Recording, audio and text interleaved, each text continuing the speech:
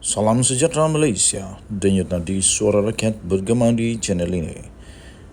Jangan lupa tekan butang subscribe, like dan share. Malaysia kita punya, cintai Malaysiaku, kita jaga kita.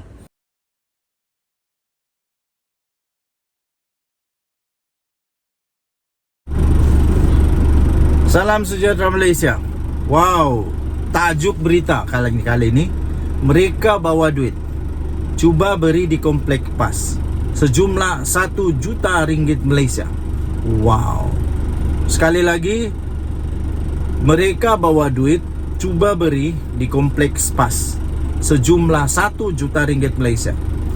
Daripada bharian.com, 23 Julai 2023. Ketua Pegawai Eksekutif Perbadanan Menteri Besar MBI Kedah, iaitu Muhammad Sobri Osman, menafikan terbabit dalam kegiatan rasuah dan salah guna kuasa dalam isu unsur nadir bumi REE yang berjumlah 13 juta ringgit Malaysia. Sebaliknya, beliau menegaskan nilai 13 juta adalah jumlah pelaburan yang dibuat pengurusan MBI terdahulu di luar negara dan pihaknya sedang berusaha mendapatkan wang berkenaan kembali. Katanya, saya diamanahkan untuk menjaga MBI untuk membangunkan ekonomi negeri. Bukan setahun dua saya mengikuti angka pendapatan Kedah.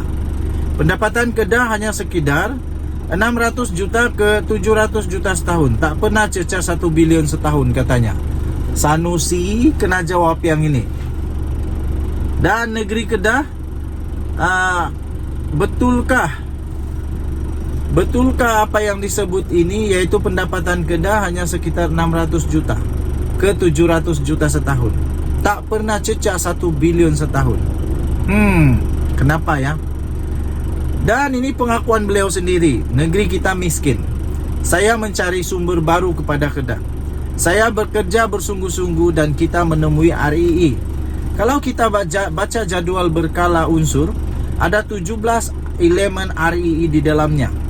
Mineral ini perlu digali dan dilombong dengan kaedah melombong baru dan berbeza, menggunakan kaedah in situ leaching ataupun ISL, di mana ianya ditebuk lubang seluas 4 inci, kedalamannya boleh 7, 10 atau 15 meter. Kemudian ada pipe secara horizontal untuk mengumpulkan mineral. Di atasnya diletak pipe dan dimasukkan chemical untuk menghasilkan tindak balas. Katanya ketika berucap pada cemerlang gelombang Perikatan Nasional di Padang Awam, Kuala Ketil malam tadi. Rabu lalu, Muhammad Sobri dan seorang pengarah syarikat ditahan Suruhanjaya Pencegahan Rasuah Malaysia kerana dipercayai telah terbabit dalam salah guna kuasa dalam sektor pelombongan membabitkan nilai 13 juta. Muhammad Sanusi kemudian menjelaskan beliau terbabit secara langsung dalam urusan REE, termasuk berusaha untuk mendapatkan prosedur operasi standar SOP daripada Kementerian Tenaga dan Sumber Alam, kini Kementerian Sumber Asli, Alam Sekitar dan Perubahan Iklim, sejak 3 tahun yang lalu.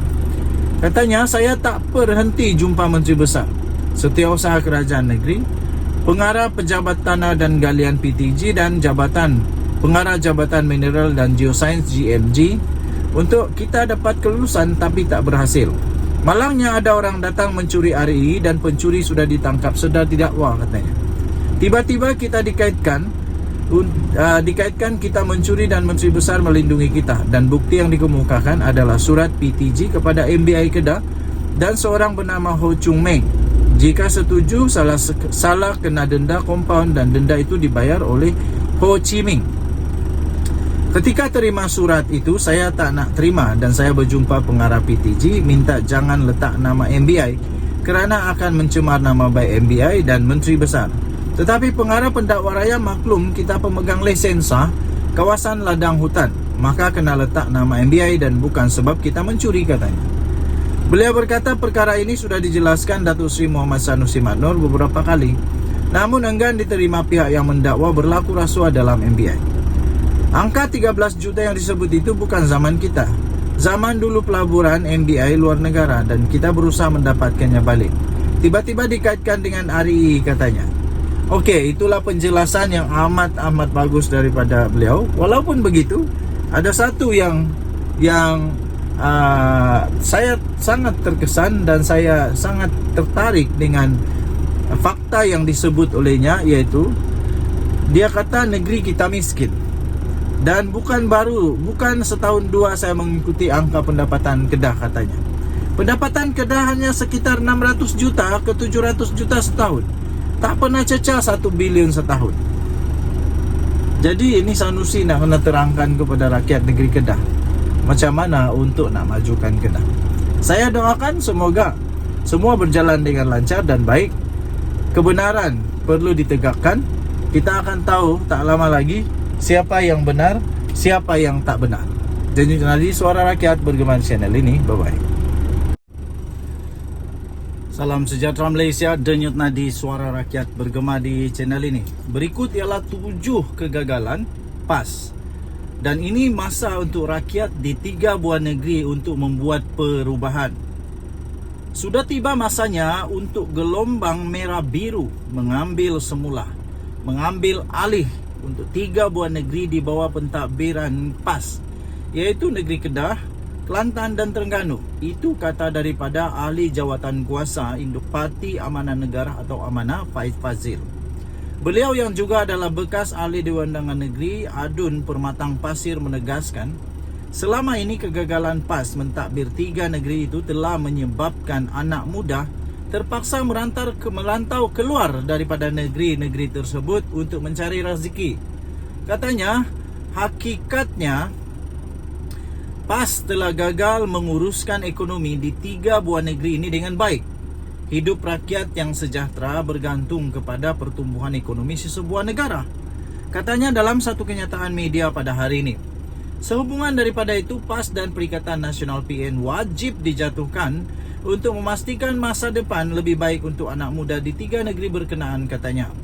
Beliau kemudiannya telah memperincikan 7 kegagalan PAS dalam menguruskan ekonomi di 3 buah negeri berkenaan, iaitu yang pertama, sumbangan ekonomi terlalu kecil walaupun saiz negeri yang amat besar.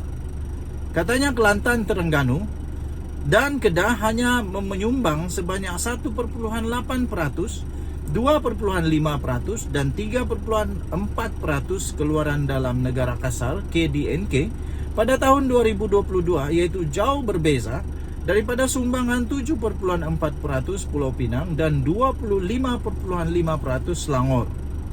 Katanya data ini jelas menunjukkan PAS telah gagal mengembangkan ekonomi negeri, apatah lagi untuk menggalakkan ekonomi bernilai tinggi. Kedua, ujar Faiz lagi, PAS juga telah gagal menjaga siswaza, yang mana Kedah dan Terengganu mempunyai gaji pendengah golongan itu terendah di seluruh Malaysia. Misalnya pada tahun 2021, sebanyak 50% siswaza di Kedah hanya berpendapatan di bawah RM3,138 Malaysia. Katanya tidak hairanlah ramai anak kelahiran negeri ini yang berkelulusan tinggi terpaksa merantau ke Pulau Pinang, ke Selangor atau ke Kuala Lumpur untuk bekerja. Tambahnya lagi, gaji pendengah siswaza di Selangor ialah RM4,130. Bukanlah sebab Kuala Lumpur itu tidak berada di Kedah, tetapi pentadbiran PAS di negeri itu sendiri yang gagal, katanya. Jelasnya ketiga pula adalah PAS telah gagal mewujudkan peluang pekerjaan bernilai tinggi, iaitu setinggi manapun kelulusan akademik. Kedah, Terengganu dan Kelantan tidak mampu untuk menyediakan peluang kerja berkemahiran tinggi yang bersesuaian dengan kelayakan akademik mereka. Ini terbukti apabila peratusan pekerja mahir di Kelantan, di Kedah dan Terengganu hanya 23,2%, 26,7% dan 22,4% pada tahun 2021, iaitu sangat jauh berbeza dengan 36,2% di Pulau Pinang dan 35,4% di Selangor. Keempat, kata beliau, PAS telah gagal menyediakan kemudahan paling asas, iaitu data rasmi menunjukkan hampir 1 daripada 3 rumah di Kelantan tidak ada bekalan air pipe. Lebih teruk lagi, katanya hanya 15,4% isi rumah di Kelantan menikmati perkhidmatan kutipan sampah di rumah, dengan peratusan di Terengganu dan Kedah juga amat menyedihkan, yaitu masing-masing 24% dan 52,7%, berbeza dengan hampir 80% di Pulau Pinang. Kata beliau, politik Islam dimainkan oleh PAS, tetapi kebersihan diutamakan Kerajaan Pulau Pinang bagi memenuhi tuntutan Islam, katanya. Kelima, katanya, PAS telah gagal membasmi kemiskinan, iaitu Exco Kelantan menikmati kemudahan kereta Mercedes. Negeri itu merekodkan kadar kemiskinan mutlak paling buruk di semenanjung Malaysia, iaitu 12.4%. Manakala Kedah pula merekodkan kadar kedua terburuk dengan 8.8%. Tetapi negeri di bawah Pakatan Harapan PH mempunyai kadar kemiskinan mutlak terendah, iaitu di Selangor mencatat 1.2%. Dan Pulau Pinang pula sebanyak 1.9%. Membasmi kemiskinan sangat dituntut Islam, tetapi ia bukanlah agenda pentadbiran PAS, katanya. Kegagalan ke-6 PAS pula ialah PAS tidak dapat menarik masuk pelabur-pelabur asing ataupun tempatan yang tinggi. Dengan sekian lamanya parti itu mempunyai rekod buruk dalam aspek berkenaan, termasuklah di Kedah, kata beliau. Pada tahun 2021, menurut Faiz lagi, sebanyak 99.7% pelaburan asing diluluskan dalam sektor pembuatan Kedah tertumpu hanya satu lokasi, iaitu di Kulim High Tech City. Namun secara khusus, ini adalah hasil usaha agensi kerajaan persekutuan dan mana pelaburan dibawa masuk oleh Menteri Besar Kedah Datuk Seri Muhammad Sanusi Manor. Di mana? Mana pelaburan yang dibawa masuk? Tak ada kot. Atau ada? Kita pun tak pasti. Katanya sibuk nak berpolitik setiap hari sehingga lupa untuk tanggungjawab hakiki untuk memajukan ekonomi negeri. Malah banyak projek yang diumumkannya masih tidak nampak hasilnya lagi, kata beliau.